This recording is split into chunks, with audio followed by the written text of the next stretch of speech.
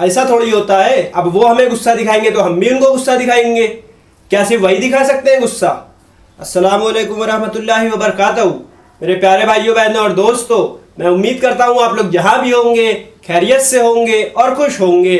अल्लाह पाक आप लोगों को ऐसे ही हमेशा खुश और आबाद रखे, आमीन। दोस्तों, आजकल ये देखने को मिल रहा है कि काफ़ी ज़्यादा घरों में जो हमारे मुस्लिम भाई बहन हैं जिनकी नई नई शादी होती है, उन घरों में काफ़ी ज़्यादा लड़ाई झगड़ा देखने को मिल रहा है। और काफ़ी ज़्यादा ये बात होती है कि अगर गुस्से में कभी उनका हस्बैंड अपनी वाइफ से कुछ तेज़ आवाज़ में या गुस्से में बोल देता है तो वाइफ भी सुनती नहीं है, उसको पलट के जवाब दे देती है। या अगर हस्बैंड गुस्सा दिखा रहा है तो वाइफ भी गुस्सा दिखाने लगती है। तो इसमें इस्लाम ने क्या कहा है, इस्लाम में इसके बारे में क्या कहा गया है और क्या ये जो औरतें करती हैं ये सही है? पहली बात तो आपको ये ध्यान रखना चाहिए कि अगर आपका शौहर किसी भी बात को लेके आपका शौहर आपके ऊपर चिल्ला रहा है या कुछ आपको समझा रहा है या आपको डांट रहा है या आपको मना कर रहा है या आपको बिल्कुल भी किसी चीज़ की इजाज़त अगर नहीं दे रहा है, तो आपका ये फ़र्ज़ बनता है कि आप उस काम को नहीं करेंगी।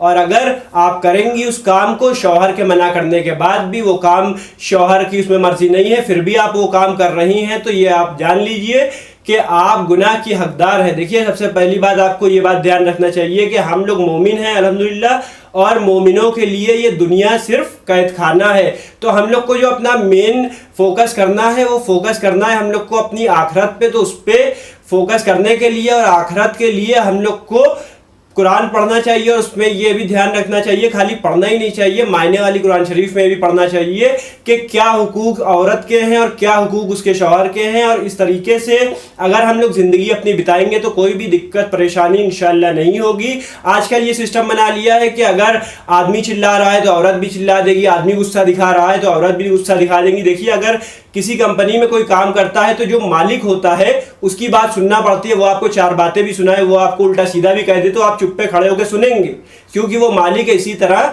एक लड़की का जिसकी शादी हो गई है उसका मालिक उसका जो है शौहर होता है, और शौहर के ही हर बात आदमी की हर बात उसकी दुल्हन को, उसकी बीवी को माननी है, तभी उसकी घर गृहस्थी सही से चल पाएगी। और साथ ही साथ ये भी ध्यान रखिए, आदमी की बात मानने में, आदमी की सारी बातों को सुनने में कोई भी बेइज्जती की बात नहीं है। ये बहुत खुशनसीबी है और अल्लाह भी इससे बहुत खुश होता है।